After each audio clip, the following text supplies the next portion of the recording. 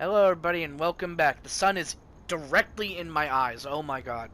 There we go. That's better. That sucks. Right, we're gonna go take on the SI and save the scarred one, I guess. I want to pay them a visit. Kill that thing, as many of those SI bastards as I can, along the way. Isn't that a breach? Attacking a government safe house. Correct me if I'm wrong, but wouldn't that be considered a breach of the masquerade? Yeah, and that's the least of our worries. Throwing a legion of armed goons standing in our way, and an all-powerful vampire is the cherry on top. Look, I'm not stupid. I know it's risky as hell, and I'm well aware I might not be coming back. Still, it's something I have to do, with or without your help. Goddamn. I doubt he does. Just out of curiosity, does Raul know about this master plan of yours?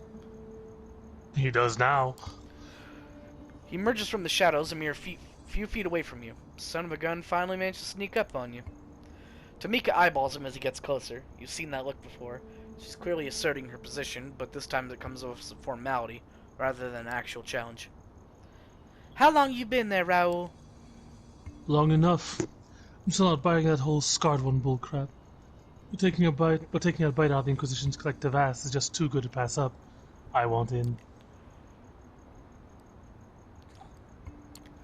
Call it the Scarred One, Santa, or the Tooth Fairy. Just know it's very real and very dangerous. Oh yeah, we saw it. Like, Yeah. fine. Consider me fairly warned. Now, can we move this along? I'm itching to kill some SI fucks. Tamika, you got an opinion? Yeah, guess I know who the alpha is around here. He just threw your words back at you. Yep. He should come with us. He's got the right to be there, to see the Scarred One with his own eyes. Plus, my brother can be a pain in the ass, but he's one hell of a fighter. There you go. Damn seal of approval. It's settled then. Let's go. Fucking finally. And with that, you leave the relative safety of Prospect Park, steeling yourself for things to come. 3 vampires against an entire building of government forces. This sounds like a bad idea. Oh yeah, this is a bad idea at best. As you get closer to your destination, you get the sneaking suspicion that Tamika's been pulling your leg. Following her lead, you take a turn from Broadway into Fort Tryon Park.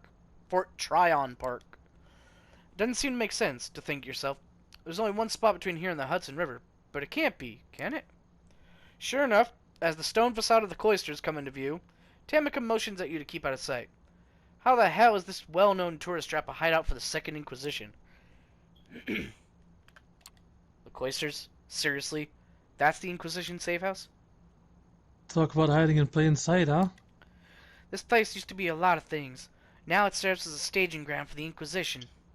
If my sources are to be trusted, and they usually are, they brought him here for what they call processing. Doubt they'll keep him here for long, though. If we want to get to him, it's now or never. As if on cue, a group of armed guards walks out of the museum, pushing a gurney with a large steel container on top of it. As they wheel it out into the open, a truck approaches. The operatives start preparing to load the crate onto the vehicle. You scan the area, trying to take a head count. Tamika beats you to it. I count at least 7, probably more inside. We should do this quietly and take them out one by one. Raul frowns. I see we go in guns blazing. No! Figuratively speaking. If there's more inside, let him come. The more, the merrier. You realize they actually have guns, right? Stealthy. Why don't I talk to him? Tamika's right. We should get in quietly. Take them out one by one. Tamika nods in silence. Ugh, fine. Let's do this already. Before you two bore me to final death. You split up, aiming to cover as much ground as possible. Sticking to the shadows, you advance, keeping track of one another's progress. You hardly even notice as Tamika takes out the first guard. Not a peep out of him. Trying to keep up, Raul kills one of the first left. He's sloppy, takes his sweet-ass time bleeding the guy out. With his dying breath, the man lets out a yelp, drawing attention of one of his comrades. With the guard fast approaching... I mean, we do need to kill these guys, right? Let's see, choking him out might be the quieter one. Slicing his throat. But see, here's what I've always wondered. Whenever someone gets snuck up on and they have a gun, why don't they just start firing in the air as they're being choked out, you know? Mm-hmm. To at least let people know, hey, something's going on over here. Uh, we could probably get a drink if we slice his throat. Probably. As the guard walks by, you leap out of the shadows and use your sharpest weapon you have on you, your fangs, to slice his throat open. With his windpipe severed, he lets out a silent gurgle as he expires. Carefully, you lay his dead body on the dirt. Looking to the side, you notice Raoul looking back at you. He nods, looking almost semi-impressed. 3 down, 4 to go. You keep a steady pace, moving across the courtyard, picking off the guards one by one. Tamika does her part, 3 to go. Raoul gets messy again. At least this time he's quiet. With only 2 of them left, you pick one for yourself and gesture at your fellow ferals to take care of the other. Tamika's quieter, but Raoul's closer. Which one will you choose?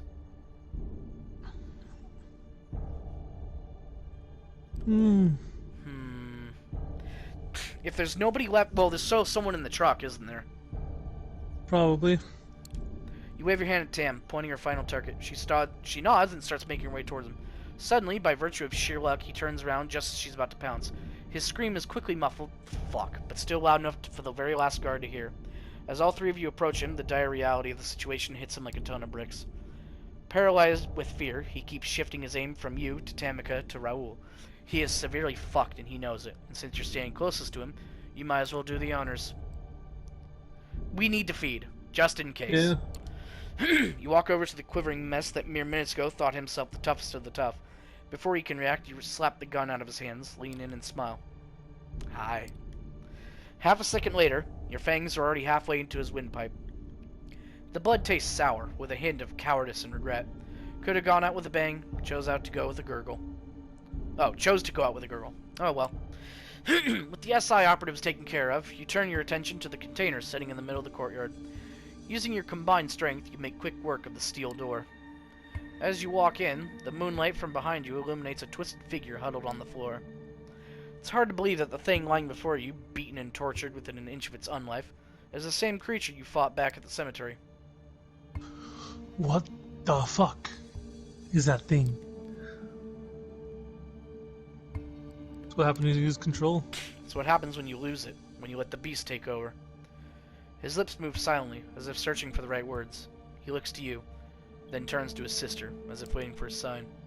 Orale. For a moment, Tamika just stands there. She looks down at the scarred one, the once fearful boogeyman, whose very mention could strike terror in the hearts of her tribe, now reduced to a whimpering pile of flesh. Finally, she turns to you with a look of childish innocence mixed with confusion. Then she looks back to the scarred one. You can tell she's lost. Damn, what the hell are you waiting for? Let's kill this thing and get out of here.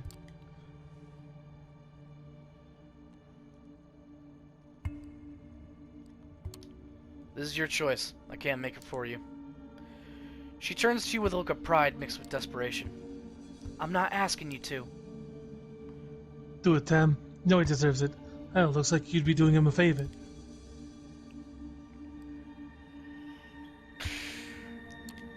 Do what you will. Just be ready to live with the consequences. Suddenly, the very air around you seems to thicken. You look over to Tamika. She's not quivering anymore. She walks up to the scarred one. The pitiful creature presses itself into the corner in a desperate and futile attempt to crawl away. Without a word, she grabs the creature by the ears, sinking her claws in the side of his head. She looks him dead in the eye. Her voice is surprisingly warm, almost soothing.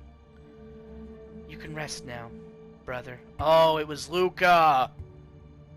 Oh. In one fluid motion, she twists his neck off his shoulders. The snapping sound is both sickening and satisfying. The empty husk of the once fearful beast falls to the floor like a slab of meat. Him. Jesus, Tam. That was... What the hell was that? Closure.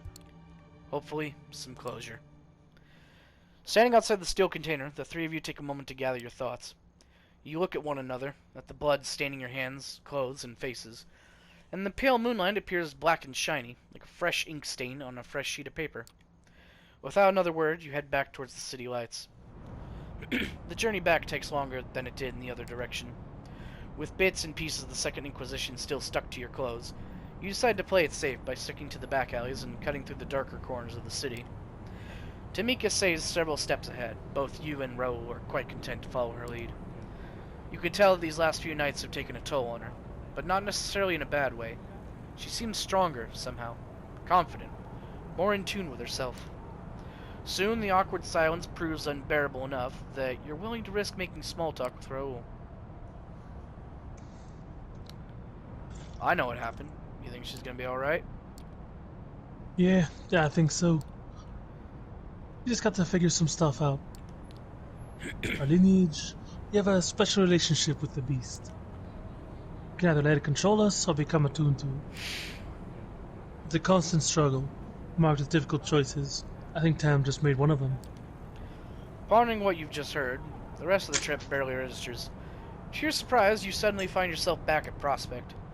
Tamika keeps walking. She strides through the park gate like a queen of old, returning after a victorious conquest. You want to call out to her, but Raoul stops you with a gesture. Not yet. Give her time to process all this shit. She'll let you know when she's ready. And hey, you did alright. I mean, don't get me wrong, you're still an asshole. But yeah, thanks. Close enough. He smiles at you. Wonders never cease. See you around. And with that, he follows in his sister's footsteps. A weird smile creeps onto your face as you meld into the New York night. Hey, is that blood on your shirt? That sounds like we'd finished her story, but I guess there's a little bit more to it. That might be like the final little thing. Because, yeah, we didn't get a trophy pop. You wake up. This is not your haven. It's a cramped space. You try to move your arms and they're tied to your body. You could barely bend your legs. When you try to stretch your neck, you hit a cold ceiling. You can't quite believe it, but this is a coffin. Or something close enough to it. It vibrates slightly, but you can't hear any sounds coming outside. It's entirely dark. This might be Sophie's doing, but I don't know. After what we just did, this might not be a good idea. You have a lot of enemies. You focus and divert your blood to boost your physical prowess. The way you imagine it, you're going to Superman punch the lid off this thing. You kick it with all your strength, but only make a dent in it. Hey, it's a start. You keep kicking. With each dent, you make the dent. With each hit, you make the dent bigger. You manage to make a small crack in the very bottom of the container. A bit of... oh, fuck. A bit of light and sound come in. The crackle of radio, the hum of cars' engines, a nervous male voice. Fuck. Objects breaking containment. Please advise. A response you don't quite catch. The brakes of the car, an impact jostles your container about. Keep kicking. Keep wrestling out of your prison. The car door opens violently. You hear a gun being cocked. A panic scream. Operation compromised! Engaging blank bodies! Shots. A struggle. Silence. The lid comes off. What the... We found you! Tell me we've hit the jackpot. Oh shit, so if we didn't make enough friends by the time this happened, we would have just been fucked. Come on, get up. We gotta get going. Seeing their faces is surprising, even more so in these circumstances. However, you realize the immediate danger and follow your companions out of the car and down a street in North Bronx. You know, I'm suddenly very glad I picked the very physical members first. I mean, honestly, Agathon probably would have been a good amount of help. Yeah. A minion created by giving a bit of vampiric vitae to a mortal without draining them of blood first, which would create a vampire instead. Interesting. The van has crashed into a car. A familiar face, that of Kaiser's ghoul, Jackie, stumbles out of the wrecked sedan and slinks away into the darkness before you can call after him. The three of you jog away towards the line of the branches and take shelter just under... oh. Take shelter under the branches. Bro, we're still useful to Kaiser. Interesting. Just as you hear a chopper approaching, its searchlight illuminates the wrecked van and moves towards you. Hi! Now! You see Tamika literally go underground, melding with the earth beneath her feet as if she was being swallowed up. Damn. You look to D'Angelo, but he's not there. It must be his disappearing trick again. You're left alone with just seconds to make your move before the spotlight finds you. Get the fuck out of here! You take off before the light can reach you. In just a single dash, you find a small, overgrown mound beneath an old tree. You realize you didn't have to run that far. The searchlight passes through where you were standing just seconds ago, but doesn't actually reach much further into the park. The helicopter flies on, its searchlight frantically moving through the vicinity, as your companions once again appear in your proximity. Close call. We have to get out of here before the SI puts boots on the ground. What are you two doing here? D'Angelo, fill him in while I walk. Follow me. The SI did an ember on you. We haven't got raided like that. And your Haven got raided and they took you for a ride upstate. They have a facility somewhere out of town, not a place you'd want to be. The thing that surprised me most, though, was Kaiser contacted us and let us know. Sophie's well, Wait, why did Kaiser organize this? if they hit Might Haven, what about Sophie? Is she safe?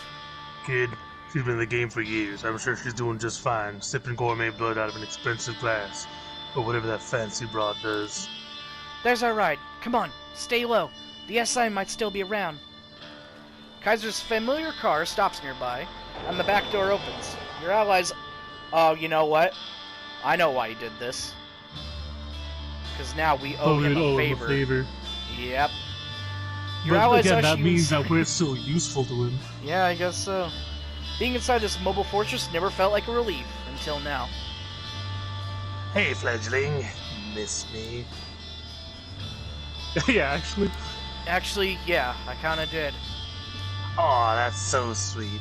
I hate to break it to you, but I didn't take a sudden liking to you. I'm your own business. On brand. You know a thing or two about that, wouldn't you, detective? You are here now only because I told your buddies that you were neck deep in shit. That van you were in? A one-way ticket to Hurtville, Pennsylvania. I broke you out as a favor. Now you owe me. Big.